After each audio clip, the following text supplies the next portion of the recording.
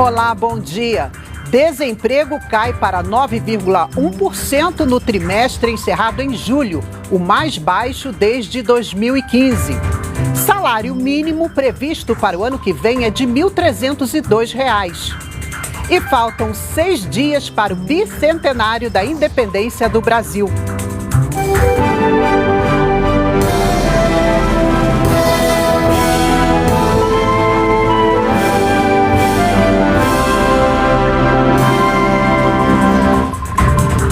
Quinta-feira, 1º de setembro, Brasil em Dia já está no ar.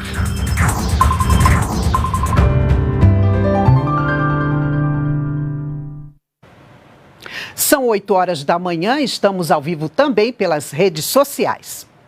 A taxa de desocupação no país ficou em 9,1% no trimestre encerrado em julho, queda de 1,4 ponto percentual em relação ao trimestre anterior. Ângela estava há um mês sem trabalhar. No mês de junho, ela foi contratada junto de outras 3 funcionárias para ser vendedora dessa loja de calçados em Brasília. Ela conta que a nova renda está sendo importante para a rotina da família. Sou casada, tenho 2 filhas, então para mim é viável sempre estar trabalhando. Assim como Ângela, nos últimos 3 meses, aumentou o número de pessoas no mercado de trabalho. É o que reflete a Pesquisa Nacional por Amostra de Domicílios, a PNAD contínua, do IBGE.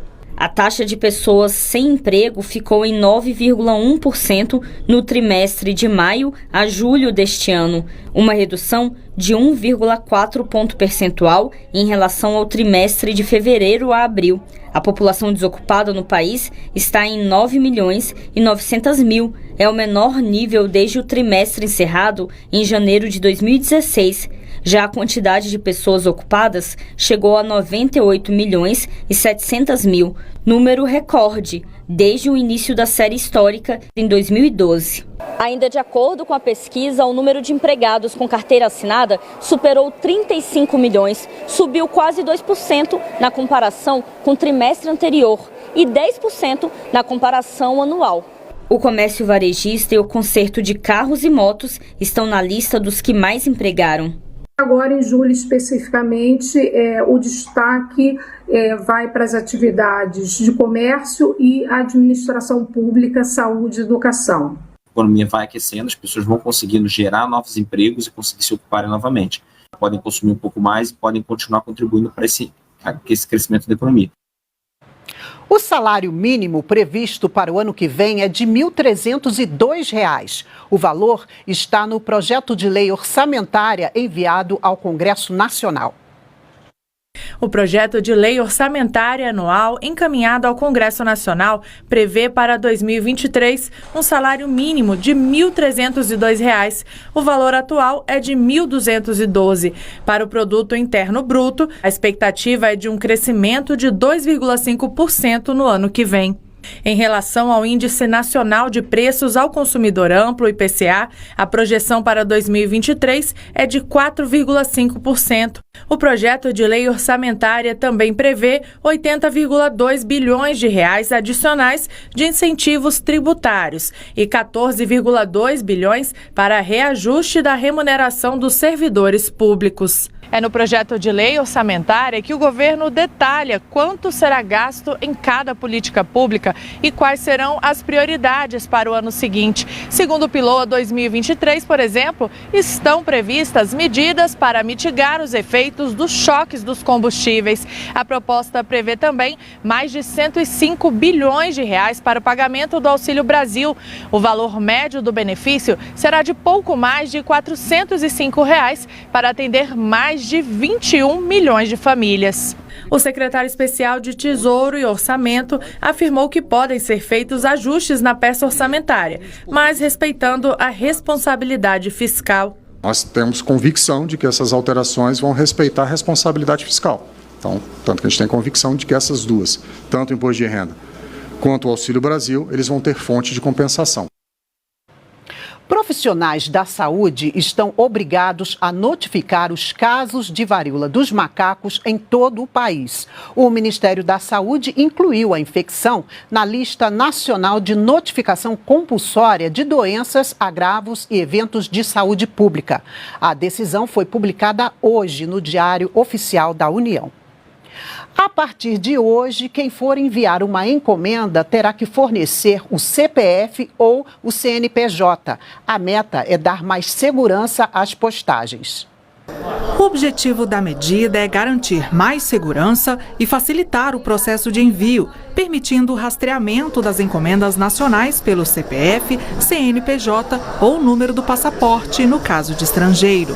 Você informou o CPF na postagem, basta você rastrear com o seu CPF que todas as encomendas que você postou ou que estão destinadas para você vão estar aparecendo no nosso sistema de rastreamento. É muito mais simples. Raimundo, que posta encomendas pelo menos 2 vezes por mês, aprova a mudança. Se tiver que postar o CPF, fica bem mais fácil, que não precisa nem o cliente mandar esse número de rastreamento. A regra vale para todas as postagens, à vista ou a faturar. Antes de ir até a agência, é possível agilizar o processo acrescentando os dados dos sistemas de pré-postagem no aplicativo ou no site dos Correios. A empresa garante que as informações estarão seguras. Não existe em meio físico nenhum registro do CPF de quem postou. Tudo isso é registrado nos nossos sistemas e segue todos os protocolos da Lei Geral de Proteção de Dados. Já nas postagens de encomendas destinadas aos lockers dos Correios, que funcionam como um terminal de autoatendimento, e no sistema Clique e Retire, além das informações do remetente, serão necessárias também as informações do destinatário, como CPF, CNPJ ou passaporte, telefone celular ou e-mail.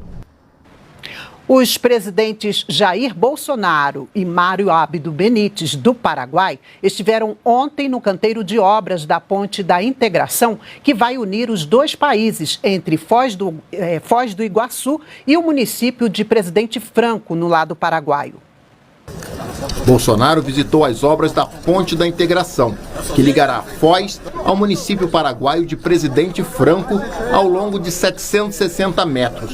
O presidente ressaltou a importância do crescimento econômico e a união entre os dois países. Até há pouco tempo a gente via abastecer carro aqui no Paraguai, agora o Paraguai vem abastecer carro no Brasil. A obra custou 323 milhões de reais e foi financiada pelo lado brasileiro da usina hidrelétrica de Itaipu.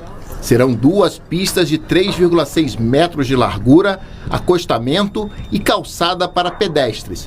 A nova Ponte da Integração será uma opção à antiga Ponte da Amizade, que liga Foz do Iguaçu à Ciudad del Este, construída há 57 anos e que sempre está bastante congestionada. É testigo de que el Puente de la Amistad ya está saturado. Hay en horas donde el Puente de la Amistad se pasan horas en poder cruzar el Puente de la Amistad. Nosotros tenemos un comercio muy fuerte con la República Federativa del Brasil y después de 57 años podemos hacer otro puente que va a ayudar a esta conectividad entre dos países hermanos. 91% do cronograma de obras já está concluído, com a liberação ao tráfego de veículos podendo ocorrer no início de 2023. Uma terceira ponte, também financiada pela Itaipu Binacional, está em construção, ligando os municípios de Porto Murtinho, no Mato Grosso do Sul, à cidade de Carmelo Peralta, no Paraguai. Vai fazer parte da bioceânica, ou seja, o comércio vai ser enorme e há interesse a saída pelo Pacífico, porque através dos portos se encurtem muito a distância para outros países.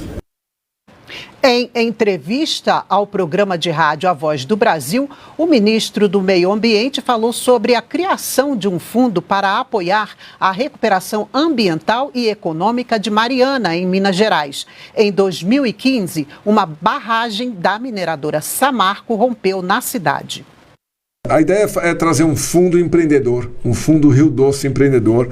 É um fundo que seria tocado pelo BNDES para desenvolver uma nova economia verde na região. Esse fundo transformaria a região, que começa em Mariana e termina no Espírito Santo, onde você poderia estar utilizando, por exemplo, a água de reuso da própria Samarco, que chega no porto, para transformar isso em hidrogênio verde. Essa água é hidrogênio verde, que a água é a matéria-prima aí para a produção de hidrogênio.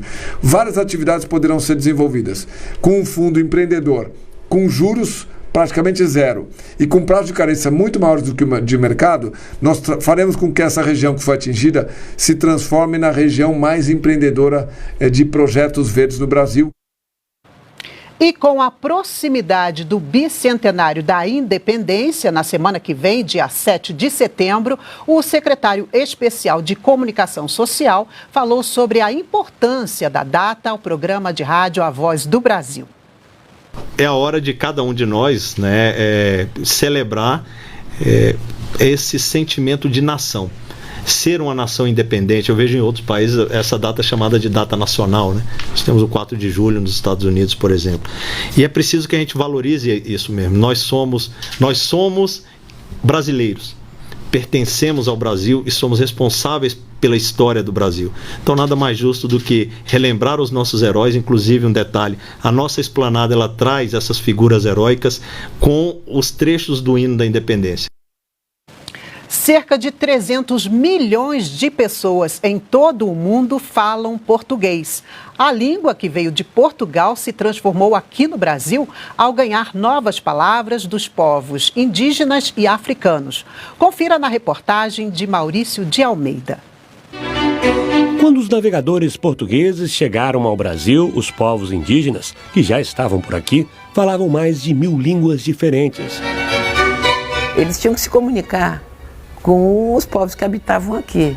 Então eles deixam aqui alguns portugueses para irem aprendendo a falar. E dessa mistura é criada uma língua geral, que é uma mescla de línguas indígenas diferentes, com uma estrutura mais para o português e tal. E isso vira a língua falada por 200, 300 anos.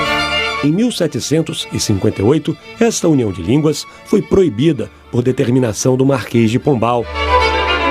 Desde então, o português se transformou na língua oficial do país. Quando ele fez a expulsão dos jesuítas, não havia um elemento unificador da nacionalidade que é a língua. Esse mérito nós devemos ao Marquês de Pombal. Ao longo do tempo, o português falado aqui no Brasil foi se modificando. Isso é normal, afinal o idioma é uma língua viva. Com a chegada das levas de africanos escravizados, essa língua sofre influxos de outras línguas, no caso, línguas africanas, as línguas bantas, quimbundo, umbundo. Vai se amalgamando uma língua que é uma mistura de todos esses elementos e que posteriormente vai sofrer outros inputs, das línguas dos imigrantes que vêm para o Brasil a partir do século XIX.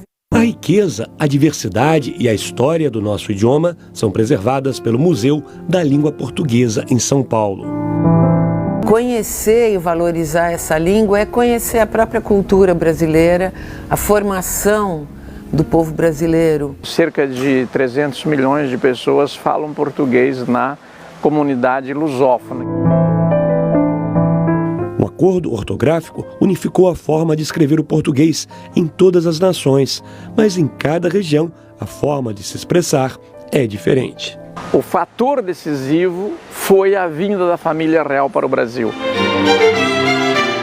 Imagina, de repente se calcula entre 20 a 30 mil pessoas portugueses que começam a falar e aquilo é da aristocracia, aquele linguajar passa a ser imitado. Então isso foi um fator decisivo para mudar essa pronúncia do português no Rio de Janeiro. E em outros lugares, em outros estados da federação, pode ver que a influência é diferente. Por exemplo, no Rio Grande do Sul, pela área fronteiriça, entraram muitos espanholismos, muito jeito dos hispanohablantes pronunciarem essas palavras no português. E a gente fica por aqui. Uma ótima quinta-feira para você. Até amanhã. Tchau.